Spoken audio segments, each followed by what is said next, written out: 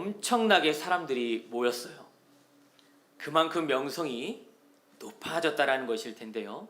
그분은 이제부터 중요한 내용을 사람들에게 가르칠 것입니다. 그분은 우리 구주이신 예수 그리스도이십니다. 예수님께서는요, 하나님 아버지께서 자신을 이 땅에 보내신 이유, 그 이유에 따라서 사셨습니다.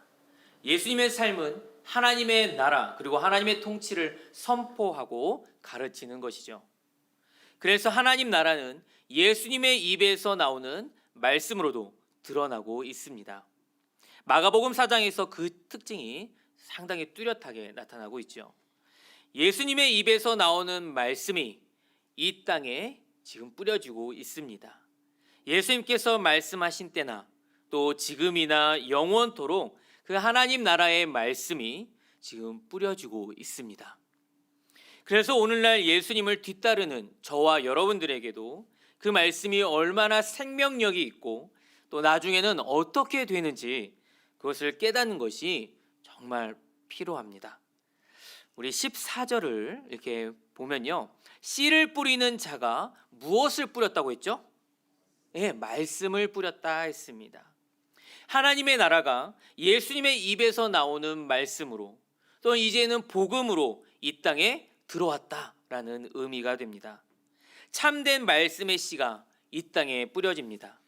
그런데요, 땅이 다 같은 땅이 아니었어요. 몇 가지 땅이 나오죠 오늘? 4가지 땅이 나옵니다. 4가지 서로 다른 땅이 있는데 그 땅은 하나님의 나라, 그 말씀을 접하는 사람을 가리키고 있습니다. 자, 첫 번째로 길가에 하나님의 나라 씨앗이 뿌려졌습니다. 어떻게 되었습니까? 단단히 그 굳은 땅이어서 씨가 자리를 잡고 있지 못하는 거예요. 자리를 못 잡으니까 이리저리 굴러다니기도 하고 또 바람에 날리기도 합니다. 결국 어떻게 되죠? 새가 와서 먹습니다. 자, 예수님은 이 새들을 사탄이라고 해석을 해주셨어요. 그래서 말씀을 받아들이지 않으면 사탄이 즉시 와서 빼앗습니다. 마치 먹잇감을 찾기 위해서 사방을 빙빙 돌면서 주시하고 있는 그 새처럼 사탄은 말씀을 가로채려고 24시간 대기하고 있는 듯 합니다. 마가복음에서 여기에 해당하는 사람들이 혹시 떠오르실까요? 종교 지도자들이 여기에 해당합니다. 이들은 예수님의 그 가르침을 전혀 받아들이지 않습니다. 처음부터 거부합니다. 그들은 마음이 억세고 참 고집스럽습니다. 말씀을 받아들여서 열매 맺는 것은 그만두고 오히려 예수님의 말씀을 책 잡으려고 사람을 보내기도 했던 사람들, 이 사람들을 가리켜 말씀을 패하는 자들이다라고 경고하고 있죠. 그래서 길가에 떨어진 씨가 가리키는 그 사람들은 애초에 말씀을 받아들일 의지가 없는 사람, 그 마음이 완악한 사람들인 것을 우리에게 알려주고 있습니다. 이 사람들은 처음부터 예수의 말씀을 거부하고 있죠. 두 번째로는 16절인데요. 돌이 깔린 땅에 천국의 씨앗이 내려앉습니다.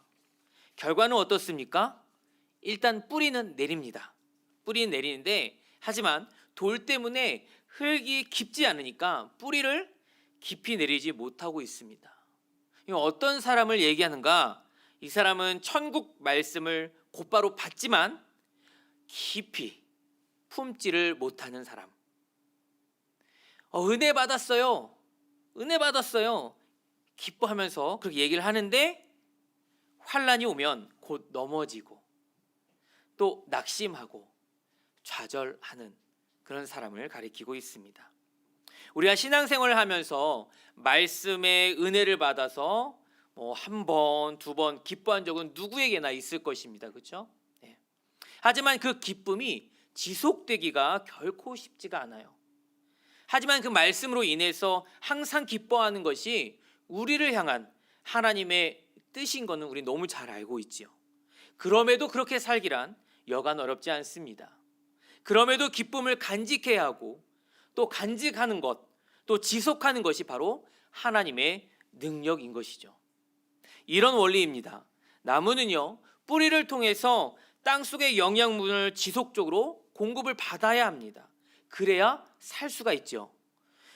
그렇지만 자동적으로 그 영양분이 막 무한 리필되는 것은 아니죠. 그래서 우리는 매일 말씀의 자리로, 또 기도의 자리로 계속해서 나가야 하는 이유가 바로 이것입니다. 왜 그래야 하냐고요?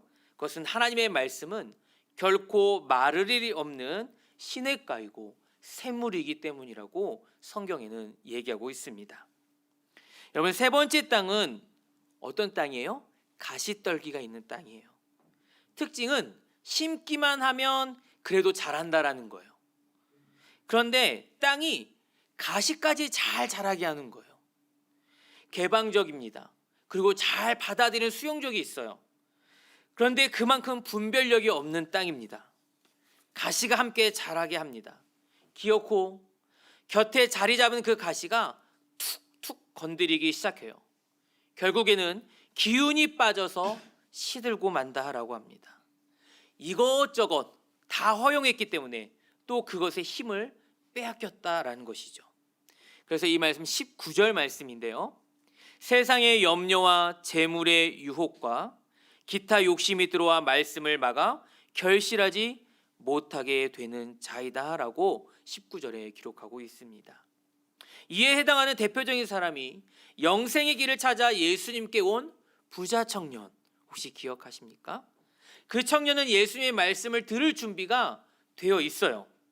그래서 청년이 달려와서 무릎을 꿇으면서 예수님을 선한 선생님이요 라고 하면서 존칭까지 써가면서 예수님께 영생에 대해서 물어보았습니다. 배우는 사람의 그 자세로선 더할 나위 없는 그런 준비를 갖추고 있지 않습니까? 이 사람은 십계명도 어려서부터 다 지켰다라고 합니다.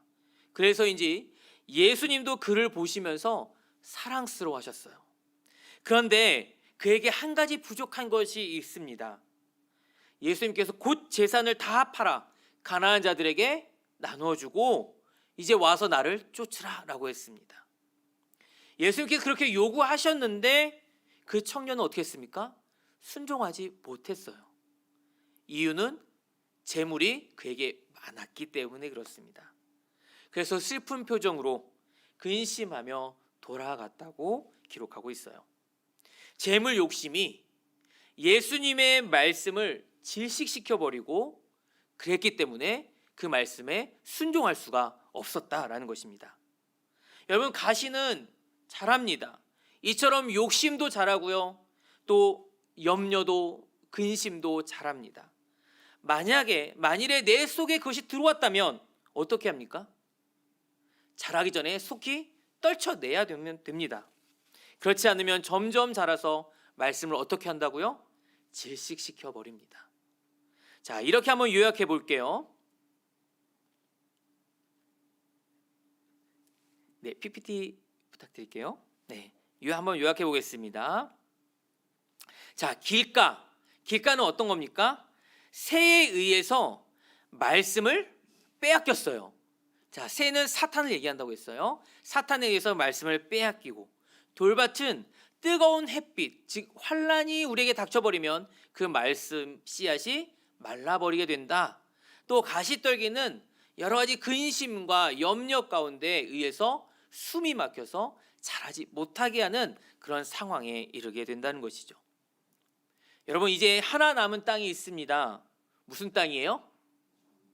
좋은 땅. 그럼 좋은 땅이 뭐예요? 좋은 땅이 뭐예요? 네, 맞아요. 좋은 열매를 맺게 하는 땅이 좋은 땅일 텐데 구체적으로 어떤 게 좋은 땅인지 이렇게 알려주시진 않으셨어요. 그러나 맥락 속에서 우리가 추측해 보건대 이 길가의 딱딱한 그 토양이 갈아 엎어진 상태로 많이 바꿔 놓는다면 좋은 땅이 되는 거죠. 자, 돌이 가득한 땅, 그 돌을 다 캐내어서 그 흙이 깊어진 상태로 만들어버리면 좋은 땅이 되는 거예요. 자, 이것저것 다 자라게 하는 그 땅에 막 솎아줄 건 다 솎아주고 해서 분별력이 있는 즉 그 씨앗의 본체, 그 씨앗의 열매만 잘 자라도록 하는 흙으로 대체된 상태라면 그것이 좋은 땅인 거겠죠. 누가복음의 경우에는 착하고 좋은 마음으로 말씀을 들었다라고 표현하고 있습니다. 여기서는 말씀을 듣는 자세를 얘기하고 있는데요. 또한 말씀을 지키어 인내로 결실하였다라고 했습니다. 좋은 땅이 가리키는 그 사람은 말씀을 행동으로 옮기고 또 혹여 박해가 왔다 할지라도 그것을 잘 견디어서 마침내 결실하였다라는 것을 누가복음에서는 이렇게 강조를 했습니다. 그럼 마가복음에서는 어떨까? 이것은요, 좋은 땅에 해당하는 그 사람들은 예수님의 말씀 혹은 그 복음을 듣고 또 능력을 믿고 받아들여서 치유, 회복의 그 이적을 경험한 사람들을 좋은 땅을 가진 사람들이다라고 얘기하고 있는 것입니다. 그렇게 따지면 수로보니게 여인도 좋은 땅에 해당하는 사람일 것입니다. 그 여인은 예수의 소문을 듣고 곧 와서 그 발 아래에 엎드렸을 때에 자기 딸이 낳는 기적을 체험한 여인입니다. 예수님의 소문을 듣고 곧 왔는데요. 이 곧 왔다라는 말은 예수님의 말씀을 듣고 그가 자기의 딸을 고칠 수 있을 것이라고 믿었다라는 것이 전제가 되어 있다는 것입니다. 결국 그녀의 믿음이 자신의 딸을 치유하는 결실을 거두게 된 것이죠. 이 점을 예수님께서도 인정하셨어요. 이 말을 하였으니 돌아가라. 귀신이 내 딸에서 나갔느니라 라고 예수님께서 선포하셨습니다. 자, 이 기적의 이야기를 보여주는 특징이 있는데 이것은 예수님의 기적이 사람들에게 믿음을 불러일으키는 것이 아니라 어떤 누군가에게 믿음이 있을 때에 예수님은 비로소 이적을 행사하실 수 있었다라는 것을 우리에게 알려줍니다. 즉 이 말은 예수님 안에서 하나님의 통치가 시작되었다는 것을 우리가 마음을 열어서 믿고 또 예수님께 나아가 치유를 받은 자들이 좋은 땅에 떨어진 씨와 같다라고 얘기하는 것입니다. 이런 점에서 믿음이 좋은 땅의 표현이기도 한 것입니다. 자, 이 지점에서 그럼 하나님 나라 말씀이 살아남는 확률이 얼마밖에 안 된다는 거예요? 그렇죠? 하나죠, 하나. 좋은 땅. 그러니까 4분의 1이에요. 예수님의 입에서 선포되거나 가르쳐졌는데 4분의 1밖에 성공하지 못한다? 천국 말씀이고 참 생명을 우리에게 가져오는 그런 말씀인데 예수님의 말씀이 힘이 부족한가? 힘이 부족한 건가? 예수님은 당연히 말씀 홈런을 치셔야 되는데 삼진 당했나? 물론 그런 이야기가 아닙니다. 그럼 우리가 어떻게 이야기해야 할까? 이 네 가지 땅의 비유가 사장 전체, 우리 마가복음 사장 전체에서 조명될 때 실마리가 풀려져 갑니다. 자, 그래서 바로 이어지는 등불 비유를 우리 한번 가보려고 하는데요. 21절입니다. 또 그들에게 이르시되 사람이 등불을 가져오는 것은 말 아래나 평상 아래에 두려함이냐 등경 위에 두려함이 아니냐. 아멘. 여러분 우선 등불이 무엇을 뜻하는지 짚어주는 것이 필요하겠죠. 등불은 하나님 나라를 선포하고 가르치셨던 예수님 그 자신을 가리키고 있습니다. 자, 그러니 이 등불은 말통이나 평상 또는 침상 아래에 있기 위함이 아니라는 거예요. 반드시 드러나고 빛을 낸다고 말씀하신 겁니다. 결국은 예수님이 이 땅에 오신 것에 대해서 설명해 주신 겁니다. 예수님을 통해서 하나님의 나라가 밝히 드러납니다. 감추어질 수 없다라는 거예요. 또 예수님의 그 하나님의 나라의 말씀은 빛을 내는 겁니다. 결코 꺼지지 않습니다. 자, 조금 우리가 희미하게나마 좀 이해할 수 있을 것 같은데요. 그렇지만 이 실패한 것은 세 가지 땅에 떨어진 그 씨앗에 대해서 말인데요. 하나님의 나라 씨앗은 결코 망하지 않는다라는 겁니다. 하나님 나라의 말씀의 생명력은 결코 죽지 않는다라는 것을 얘기해 주고 있습니다. 우리는 오해합니다. 땅의 비유에 대해서 오해해요. 어떤 오해냐? 마치 나의 마음의 밭이 다 결정되어 있는 것처럼 생각하기도 합니다. 난 길가, 난 돌밭, 난 가시떨기. 그러니 처음부터 난 좋은 땅이 아닌가 보구나. 하나님이 날 사랑하지 않는가 보네. 마치 이런 겁니다. 나의 혈액형은 A형이야, B형이야, O형이야. 그러니 그냥 거기에 나오는 원래 성격이 난 그래. 여러분, P의 유형으로 어떻게 사람이 사람됨에 있어서 그 정해질 수 있겠습니까? 요즘 젊은 친구들은요, MBTI라는 그런 검사를 해요. 근데 뭐 엄청나게 막 어려운 게 아니에요.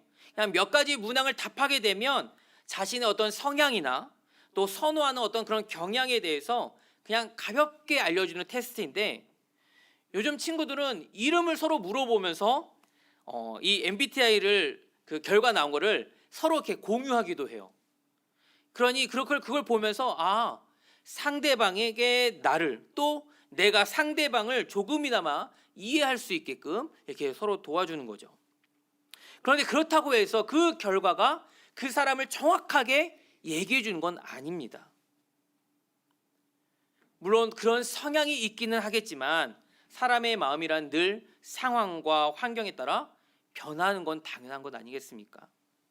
오늘 예수님께서 이 비유의 말씀을 해 주실 때에 어떤 의도였는가라고 했을 때는, 마음이란 것은 이미 결정되어 있으니까 너희들이 아무것도 할 것이 없다라고 말씀을 해 주신 것이 아니라, 우리의 마음을 좋은 밭, 또 옥토와 같이 하나님의 말씀을 들을 때에 잘 받아들여서 열매 맺는 믿음을 가지라고 하는 그런 의미에서 예수님이 말씀해 주신 줄 믿습니다. 여러분, 우리들의 마음은요, 어떤 때는 마음이 열려서 좋은 밭처럼 은혜를 받기도 해요. 그래서 정말 하나님의 은혜 가운데 기쁨과 감사로 신앙생활을 하게 되는 경우도 있고요. 하지만 어떤 때는 우리의 마음이 냉랭해질 때도 있지 않습니까? 그때는 전혀 하나님의 말씀이 들려지지도 않고, 아무리 그 말씀을 들어도 기쁨도 없고 감사도 없고, 오히려 그 속에서 불평과 불만이 솟아오르는 그냥 그런 상태가 되기도 합니다. 그 이유가 뭐라고 했죠 아까? 사탄이 우리의 마음을 늘 공격하기 때문에 그래요. 때로는 말씀을 듣고 읽어도 하나 남지 않고 다 빼앗겨 버리는 경우가 있어요. 때로는 고난과 핍박을 당하면서 믿음이 흔들리기도 합니다. 또 재물의 유혹에서 믿음이 무너져 버리기도 하죠. 꼭 재물을 탐내지 않아도요, 개인적으로나 가정의 그 가치관이 행복을 쫓아가는 그 과정에 있어서 당연히 행복을 쫓아가는 거 중요합니다. 좋습니다. 그런데 그 행복을 주 안에서, 예수 안에서 보다는 꼭 어디론가 떠내야 한다는 것에 우리의 생각을 그곳에 향하여 맞춘다면, 주의를 기억하여 거룩히 지키라는 그 말씀 앞에서도 시험이 들 수가 있다는 겁니다. 질식되는 거예요. 열매를 맺지 못하는 결과를 초래하게 됩니다. 길가인가 아니면 좋은 땅인가, 돌밭과 가시떨기 같은가 아니 좋은 땅인가, 이렇게 우리 자신을 순간순간마다 진단해 보아야 합니다. 지금 우리가 예수님 때문에 좋은 밭으로 기경되었음을 믿으시기 바랍니다. 예, 맞아요. 하지만 사실 우리는 좋은 밭이 아니었습니다. 부끄러운 인생이었죠. 그런데 예수님을 만나게 되는 그 순간에 그 마음이 열리게 된 거예요. 그리고 예수님을 만나면서 삶이 바뀌고 또 세상을 바라보는 그 관점이 달라졌다라는 것입니다. 왜요? 하나님의 마음으로 보기 시작했기 때문입니다. 하나님의 말씀을 들을 때 놀라운 역사가 우리 마음 가운데서 끊임없이 일어났기 때문입니다. 자, 이런 이유 때문이라면 우리는 하나님의 나라가, 하나님의 말씀이 얼마나 생명력이 있는지를 깨닫게 됩니다. 우리 26절과 27절을 한번 좀 보도록 하겠습니다. 또 이르시되 하나님의 나라는 사람이 씨를 땅에 뿌림과 같으니 그가 밤낮 자고 깨고 하는 중에 씨가 나서 자라되 어떻게 그리 되는지를 알지 못하느니라. 아멘. 씨가 저절로 자란대요. 씨가 저절로 자란다는 이 특징을 우리에게 알려줌으로써 하나님 나라의 그 말씀, 그 천국 복음이 능력이 있다, 생명력이 있다라는 것을 우리에게 보여주고 있습니다. 근데 그렇다고 해서 우리는 이렇게 뒷짐지고 있으라고 하는 그 말씀이 아닙니다. 하나님 나라 그 말씀, 그 능력이 있기 때문에 동시에 우리는 책임감 있는 그리스도의 제자로서 실행을 해 나가야 한다는 것이죠. 여러분, 하나님의 주권과 또 우리 인간의 책임, 즉 믿음 어린 그 반응이 함께 간다는 것을 꼭 기억하시기를 소망합니다. 여러분, 다시 땅의 비로 돌아와 보면, 그래서 굳은 마음이 기경되도록 성령 하나님께 우리는 날마다 도움을 구해야 합니다. 염려를 다 주님께 맡기는 겁니다. 그러면 천국 씨앗이 자라고 결실하기가 더 잘 될 것입니다. 우리 마음 안에 은혜가 들어와서 역사하려면 우리는 우리의 문을 열어야 합니다. 왜냐하면 하나님은 인격적으로 우리에게 다가오시는 분이기 때문입니다. 우리의 마음의 문을 막 부수면서 그렇게 들어오시는 분이 아닙니다. 그럼에도 불구하고 폭발하듯이 가장 돋보이고 힘 있는 것은 천국의 말씀, 그 복음의 능력, 하나님 나라의 생명력인 줄을 믿습니다. 여러분, 말씀을 맺으면서요. 자, 말씀을 맺겠습니다. 말씀 맺으면서 제가 사진 몇 컷을 보여드리도록 할게요. 네, 사진 보여주세요. 자, 이 장면은 하나님의 말씀, 천국 복음 씨앗이 떨어질 것을 지금 알려주고 있는 그런 장면입니다. 5월 20일 어제 친구들아 우리 교회에 와서 하나님의 나라를 한번 들어보지 않을래라고 그렇게 지금 소개하고 있는 겁니다. 다음이요. 그러면서 아이들이 왔습니다. 근데 어제 말씀은요, 목사님이 설교한 게 아니고요. 이렇게 마술을 하시는 집사님이 오셔서 그 마술을 통해서 아이들에게 하나님의 사랑, 또 예수님께서 오신 그 이유, 그 예수 그리스도를 믿어야 하는 이유, 이런 것들을 정말 재밌게 해주셨어요. 한번 볼까요? 표정을 한번 볼까요? 다음이요. 배꼽 잡고 웃습니다. 또 다음이요. 네, 이렇게 하나님의 말씀이 이렇게 즐거운 건가요? 네, 그렇죠. 우린 지금 너무 힘든데, 그렇죠. 아이들은 너무 기뻐하고 있어요. 네, 또 다음이요. 네, 표정이 어떻습니까? 네, 막 이게 마술과 같이 함께 보면서 막 복음이 막 들려지는데, 예, 아이들이 막 웃고 막 장난이 아니었습니다. 또 다음이요. 네, 여러분, 그 가운데 열매가 있었습니다. 네, 오늘 이 아이가 저희 유초동부 예배에 나왔습니다. 다른 교회에서 온 친구가 아니라 정말 어제 교회에 처음 와봤고요. 그냥 엄마와 같이 함께 왔는데 교회 가고 싶다고 해서 왔습니다. 네, 됐습니다. 여러분, 이 현장에서 아이들은 이 마술이라는 그 재미 안에서 그 속에 성령님께서 역사하시면서 하나님 나라를 전하게 하신 줄 믿습니다. 과연 이 아이들이 정말 유초동부에 예배에 참석할까? 걱정되죠. 그렇게 열심히 준비했는데 걱정되죠.